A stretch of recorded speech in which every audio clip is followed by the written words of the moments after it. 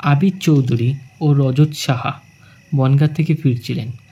বনগাঁর কাছে এক গ্রামে রাস্তা মেরামতের কাজ চলছে, তারই তদারকির কাজ সেরে ফিরছিলেন। যদিও এই তদারকির কাজের জন্য লোক আলাদা। আবির চৌধুরী অফিসে বসেই কাজ হয়ে যায়, কিন্তু কিছু সমস্যার জন্য এই বিশেষ তলব। আচ্ছা রজত, শুধু একটা সুটকেস আর বেশি করে টাকা আনতে বলেছিলে কেন? এমন কিছু না স্যার, আসলে বনগাঁয়ের রাস্তায় ডাকাতের উপদ্রব খুব বেশি বেশি ব্যাগপত্র দেখলে পিছনে পড়বে। আর টাকা আনতে বলেছিলাম কারণ যদি ডাকাতের কবলে পড়ি টাকা দিয়ে প্রাণ বাঁচাতে পারবো। বাহ, বেশ ভালোই তো বুদ্ধি খাটিয়েছ। যাই হোক, যাওয়াটা তো ভালোই হলো। এবার দিনের আলো থাকতে থাকতে এই রাস্তা পার করতে পারলে হয়। হ্যাঁ স্যার, যা বলেছে। এই গেল, ইঞ্জিন খান গেল। কি হলো রামলাল? মনে হয় বাবুজি ইঞ্জিনটা বিগড়েছে। দেখলেন তো স্যার, যেখানে ভূতের ভয় সেখানেই সন্ধে হয়। রাবিশ, চুপ করো তো তোমার ফালতু কথা।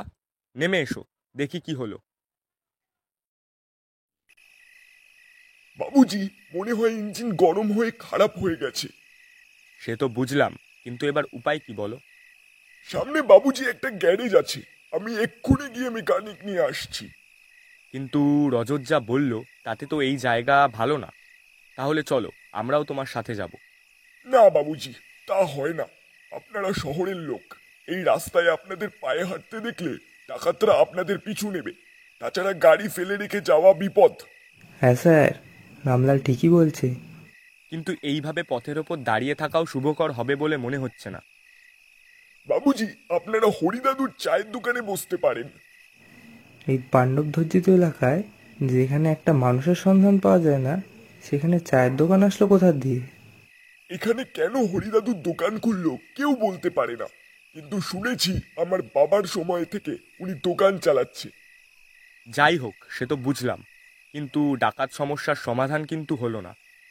তাই তো বলছি বাবুজি, একবার হরিদাদুর দোকানে ঢুকতে পারলে আর ডাকাতদের ভয় নেই।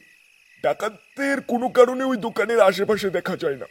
না হলে এত বছর ধরে এই ডাকাতের মধ্যে দোকান করছে, কিন্তু দোকানের কিছু হলো না, এটা সম্ভবই নয়। বাহ, বেশ ইন্টারেস্টিং। তা কোথায় তোমার হরিকাকার দোকান? চলো, নিয়ে চলো দেখি। না বাবুজি, ওটা হচ্ছে না। হরিদাদু আমাদের লোকাল ড্রাইভারদের পছন্দ করে না। আমি রাস্তা বলে দিচ্ছি, আপনারা চলে যান। ও, আরেকটা কথা, আপনারা ওই দোকান দিয়ে কিছু খাবেন না। যদিও আপনারা শহর দিয়ে খেয়ে এসেছেন, খিদে এখন পাবে না। তাছাড়া গাড়ি সারিয়ে তাড়াতাড়ি ফিরে আসার চেষ্টা করব। এই বলে রামলাল পথ দেখিয়ে গাড়িতে শব্দ তুলতে তুলতে চলে গেল।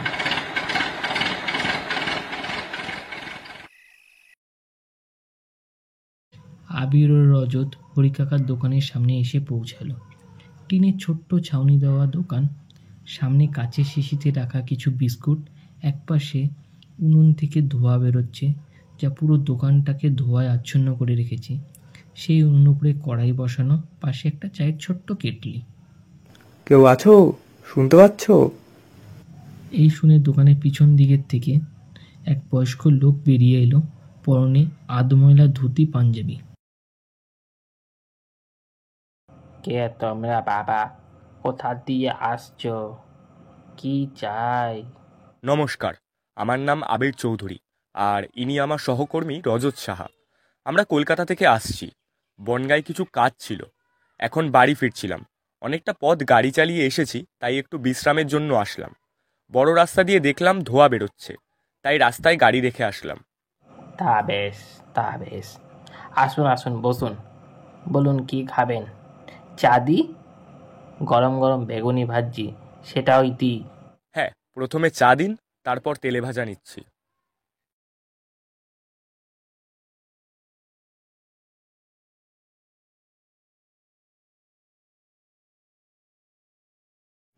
স্যার, আপনি মিথ্যা কথা বললেন কেন? তুমি শুনলে না? রামলাল বলল লোকাল লোকেদের ঢুকতে দেয় না। যদি বুড়ো জানতে পারে রামলাল আমাদের এখানে আসতে বলেছে, তাও আবার ডাকাত দিয়ে বাঁচার জন্য, হয়তো বুড়ো তাড়িয়ে দেবে। তাই মিথ্যা বললাম।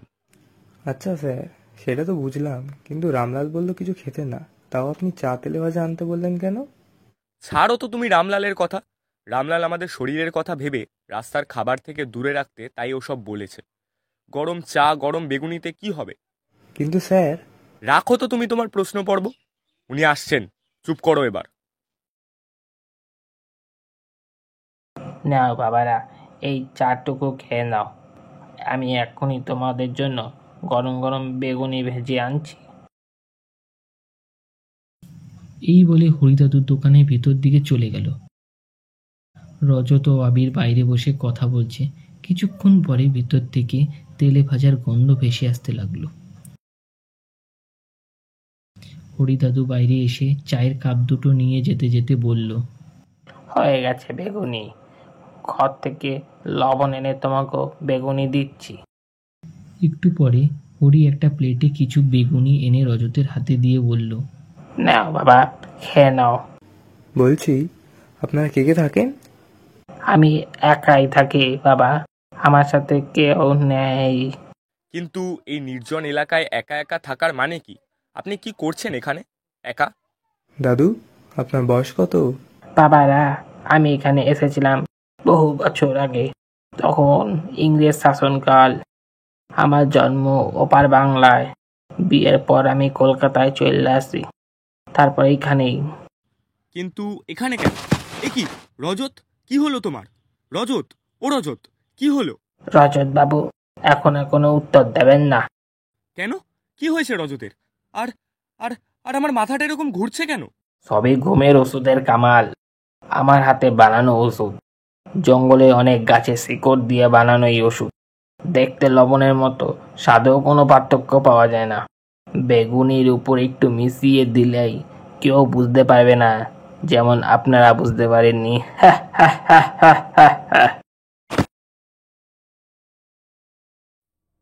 ওং রিং দ্রিং রিং রিং জাউন্ডা বিছানা ওং রিং রিং দ্রিং দ্রিং।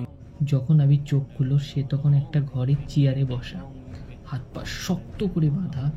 সারা ঘর অন্ধকার হয়ে আছে, শুধু আলোর উৎস বলতে ঘরের মাঝখানে জ্বলতে থাকা একটা মোমবাতি। মোমবাতির সামনে বসে হরিদাদু বিড়বিড় করে কিছু মন্ত্র করে চলেছে। ঘরের মেঝেতে নানান ধরনের দাগ কাটা, যার মধ্যে একটা গোলকের মধ্যে হরির নিজেই বসে আছে। তার বিপরীতে দেওয়ালে ভয়াল দর্শন এক মূর্তি। উঠে গেছেন দেখছি, তা বেশ ভালোই হলো। তাড়াতাড়ি কাজটা সারা যাবে। আপনি আপনি আমাদের আটকে রেখেছেন কেন? কি চাই আপনার? আমার কিছু চাই না, চাই তোমার দেবতার। তোমাদের বলি চাই, বলি। বলি? কিন্তু কেন? তোমাদের বলির রক্তে আমার দেবতা জেগে উঠবে। তারপর তোমাদের রক্ত আমাকে প্রসাদ হিসাবে দেবে। সেই রক্ত খেয়ে আমার আয়ু আরো কিছুদিন বেড়ে যাবে। মানে কি বলছেন আপনি এসব? ঠিকই বলেছ, না হলে গত 250 বছর ধরে বেঁচে আছি কি করে? হ্যাঁ, কিন্তু তা কি করে সম্ভব? সম্ভব সম্ভব। সঠিক মন্ত্র জানা থাকলে সবই সম্ভব। ছোটবেলা থেকে তন্ত্র খুব কৌতূহল ছিল। আমার কাকা ছিল সেই সময়ের নামকরা তান্ত্রিক। কাকার সাথে থেকে থেকে তন্ত্রবিদ্যা শিখেছি, কিন্তু কাকার মৃত্যুর পর আর তান্ত্রিক হয়ে ওঠেনি। এরপর বিয়ে করি। বিয়ের কিছুদিন পর আমার শরীর খারাপ হয়। অনেক বৈদ্য ডাক্তার দেখানোর পরও ঠিক হয় না। আমি বুঝতে পেরেছিলাম আমার মৃত্যু আসন্ন। এমন সময় কাকার বাক্স থেকে আমি একটা পুঁথি পাই। নরকের এক রাক্ষসকে জাগানোর নিয়ম লেখা আছে। সেই রাক্ষস থেকে আয়ু বাড়ানোর শক্তি পাওয়া যায়, কিন্তু তার বদলে দিতে হয় নরবলি। সেই দিনই আমি রাক্ষসকে জাগাই ও বলি দিই আমি আমার বউকে। পরের দিন আমি গ্রাম থেকে চলে আসি। তারপর এদিক ওদিক ঘুরে আরও কিছু মানুষের বলি দিই। তারপর এখানে চলে আসি। এখানে প্রত্যেকদের খাওয়ারে ওষুধ মিলিয়ে খাইয়ে তারপর বলি দিই।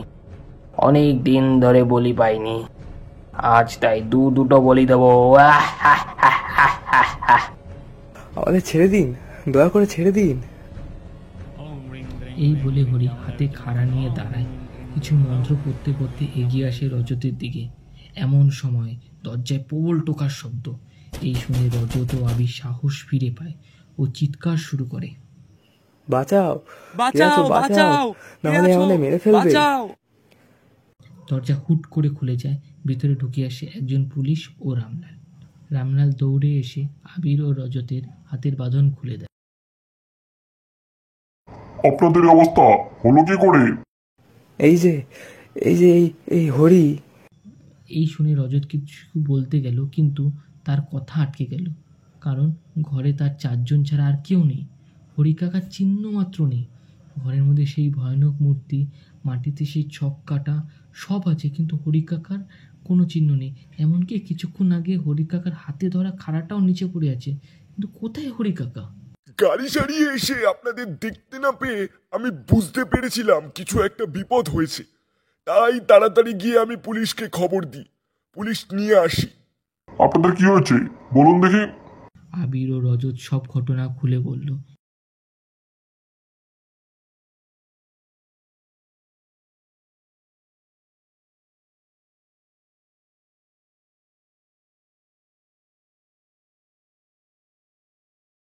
এরপর পুলিশ সব শুনে বলল, বুঝেছি, আপনাদের আগেও এইরকম ঘটনা অনেকবার ঘটেছে, কিন্তু আপনারা প্রথম যারা প্রাণে বাঁচলেন। আগে প্রতিবারই মৃতদেহ উদ্ধার করেছি, কিন্তু কোনো হরিদাদুকে পাইনি। পরে ওই দোকানের কোনো চিহ্নও পাওয়া যায়নি। বিশ্বাস না হলে দেখে আসুন আপনাদের দোকান কোথায়। সেই জায়গায় পাওয়া যায় শুধু একটা ভগ্ন স্তূপ। যাই হোক, প্রাণে যখন বেঁচে গেছেন তখন বাড়ি ফেরা যাক।